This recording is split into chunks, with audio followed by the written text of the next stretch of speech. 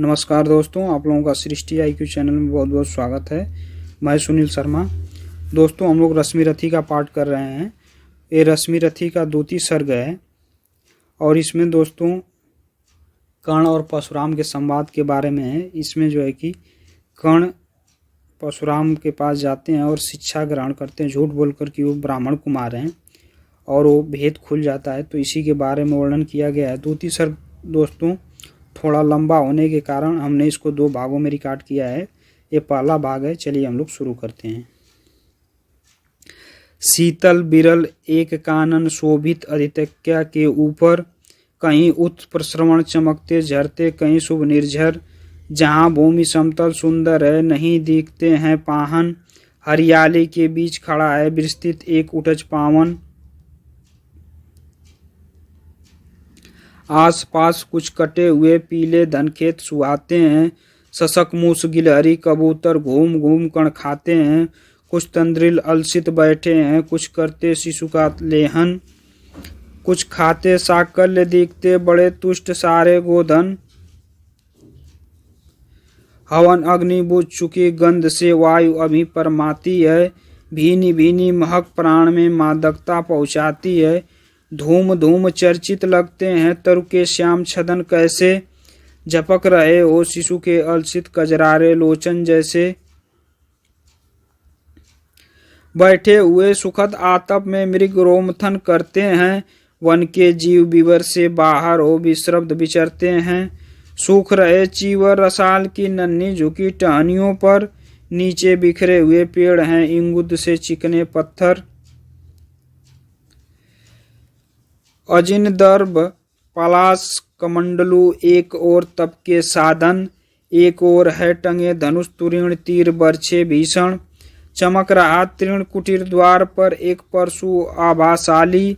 लवदंड पर जड़ित पड़ा हो मानो अर्ध अंशुमाली। श्रद्धा बढ़ती अजिन दर्भ पर परशु देख मन डरता है। युद्ध शिविर या तपोभूमि समझ नहीं कुछ पड़ता है। हवन कुंड जिसका यह उसके ही क्या हैं।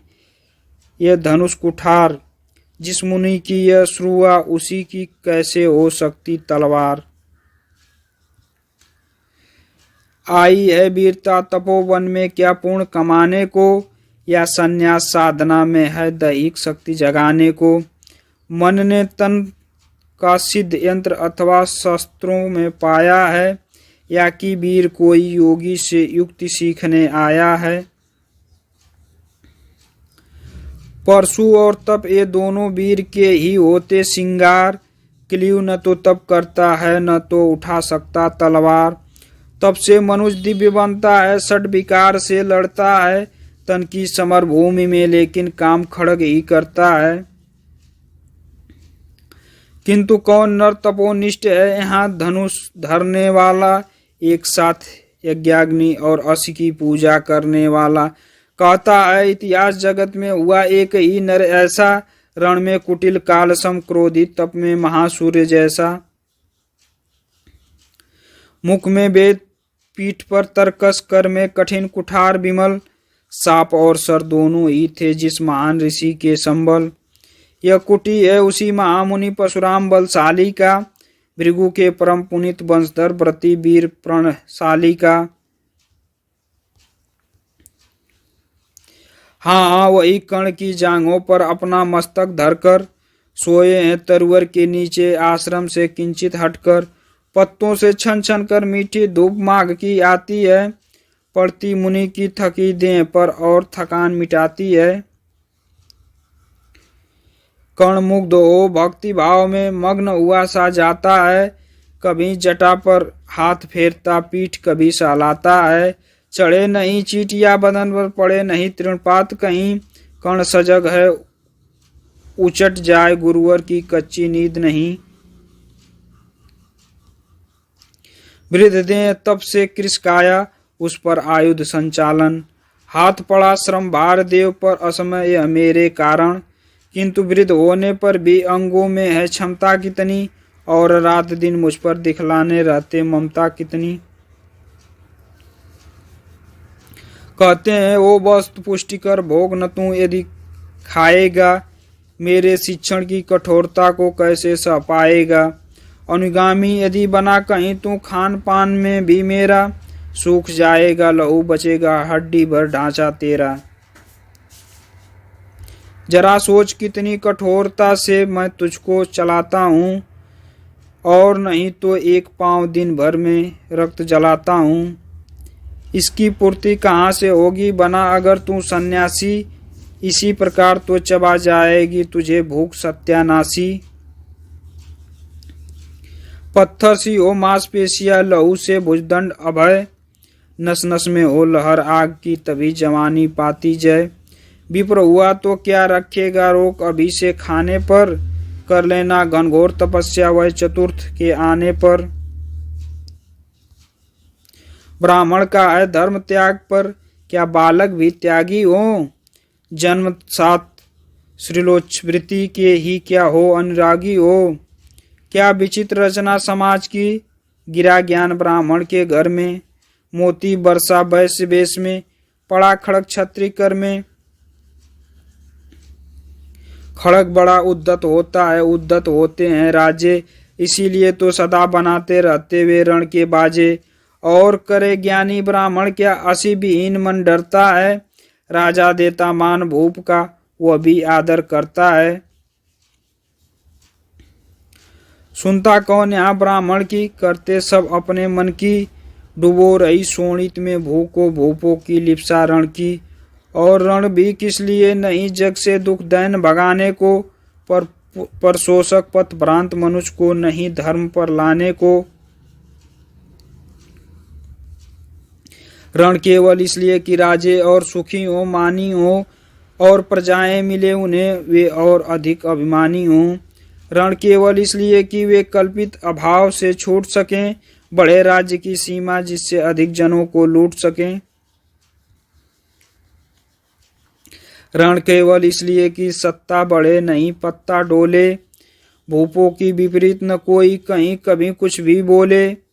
ज्यों ज्यों मिलती विजय अहम नरपति का बढ़ता जाता है, और जोर से वह समाज के सिर पर चढ़ता जाता है। अब तो है यहाँ दशा की जो कुछ है वह राजा का बल है। ब्राह्मण खड़ा सामने केवल लिए शंख गंगा जल है। कहाँ तेज ब्राह्मण में अविवेकी राजा को रोक सके, धरे कुपथ पर जब ही पाँव वह तत्क्षण उसको टोक सके। और कहे भी तो ब्राह्मण की बात कौन सुन पाता है। यहाँ रोज राजा ब्राह्मण को अपमानित करवाता है।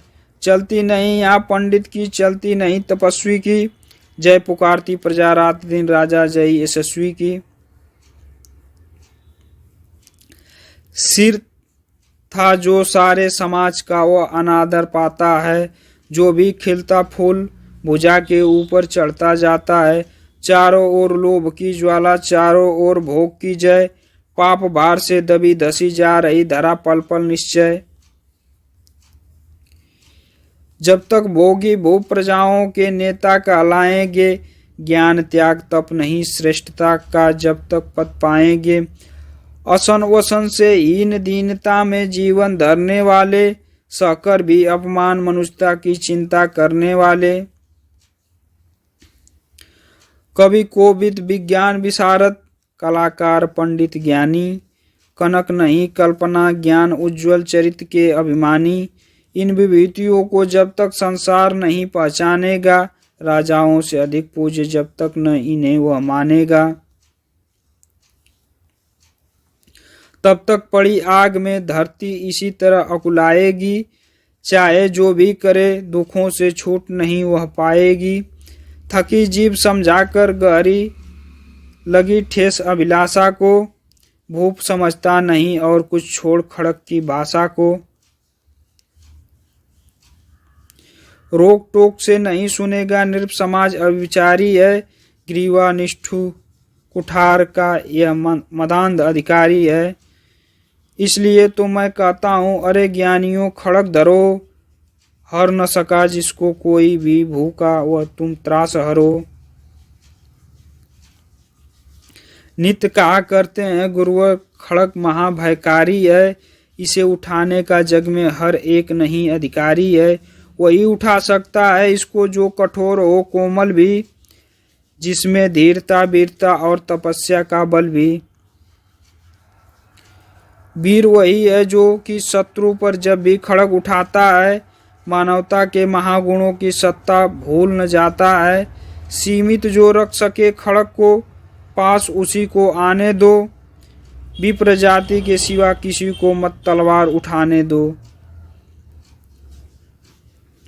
जब जब मैं सर चाप उठाकर कर्तव्य कुछ दिखलाता हूँ, सुनकर आशीर्वाद देव का धन्य धन्य हो जाता हूँ।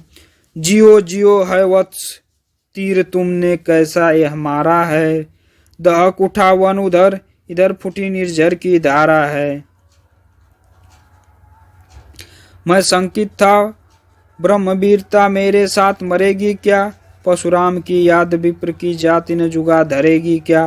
पाकर तुम्हें किंतु इस वन में मेरा हृदय हुआ शीतल, तुम अवश्य ढोओगे उसको मुझ में है जो तेज अनल। जियो जियो ब्राह्मण कुमार तुम अच्छे कीर्ति कमाओगे, एक बार तुम भी धरती को निश्छत्र कर जाओगे। निश्चय तुम ब्राह्मण कुमार हो कवच और कुंडल धारी, तब कर सकते हैं और पिता माता किसके इतना भारी। किंतु हाय ब्रह्म कुमार सुन प्रण कांपने लगता है, मन उठता धिक्कार हृदय में भाव ग्लानि के जगते हैं। गुरुवर को प्रेम किसी को भी क्या ऐसे कभी खला होगा, और शिष्य ने कभी किसी गुरु को इस तरह छला होगा। पर मेरा क्या दोष हाय, मैं और दूसरा क्या करता, पी सारा अपमान द्रोण के मैं कैसे पैरों पड़ता। और पांव पड़ने से भी क्या गुण ज्ञान सिखलाते वे, एक लब सा नहीं अंगूठा क्या मेरा कटवाते वे।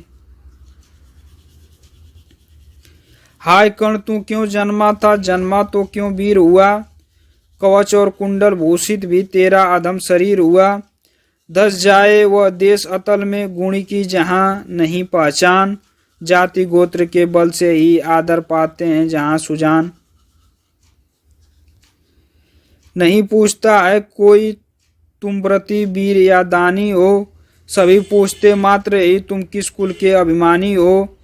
मगर मनुष्य क्या करे जन्म लेना तो उसके हाथ नहीं, चुनना जाति और कुल अपने बस की तो बात नहीं। मैं कहता हूँ अगर विधाता नर को मुट्ठी में भरकर कहीं छीट दे ब्रह्मलोक से ही नीचे भूमंडल पर, तो भी विविध जातियों में ही मनुष्य यहाँ आ सकता है। नीचे है क्यारियां बनी तो बीच कहाँ जा सकता है।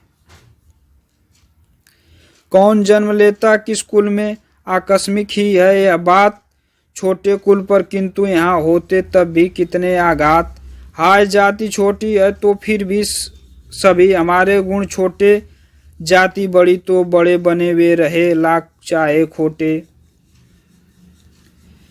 गुरुवर को लिए कर्ण चिंतन में था जब मग्न अचल बैठा, तभी एक बिस्किट कहीं से आसन के नीचे बैठा। वज्रदंष्ट वह लगा कर्ण के उर को कुतर कुतर खाने, और बनाकर छिद्र मांस में मंद मंद भीतर जाने। कर्ण विकल हो उठा दुष्ट भौरे पर हाथ धरे कैसे, बिना हिलाए अंग कीट को किसी तरह पकड़े कैसे। पर भीतर उसे धसे कीट तक हाथ नहीं जा सकता था, बिना उठाए पांव शत्रु को कर्ण नहीं पा सकता था। दोस्तों इस वीडियो में इतना ही रहने देते हैं, और इसका भाग 2 आएगा तो उसको आप लोग ज़रूर देखिएगा। और आज के लिए इतना ही रहने देते हैं। आपने ध्यान से सुना, आपका बहुत बहुत आभार, बहुत बहुत धन्यवाद।